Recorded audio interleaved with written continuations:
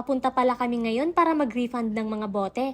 Kaya tara, samahan nyo kami. Alam nyo ba yung ganitong mga bote dito sa Australia, bawat isa may 10 cents na value. Nakakatuwa, di ba? Pero alam nyo, habang tumatagal ako dito sa Australia, napansin ko, hindi lang pala pera yung natututunan mo sa ganitong sistema. Dati kasi, kapag naglalakad ako tapos may mga bote sa gilid ng daan, dinededma ko lang hanggang sa may nakita akong Pinay na nagkokolekta ng mga bote. Lumapit ako sa kanya, tapos sabi niya, sayang naman to kabayan. Sa maliit nagsisimula ang lahat ng malaki. Kaya naman na-realize ko, parang buhay din namin to dito sa abroad.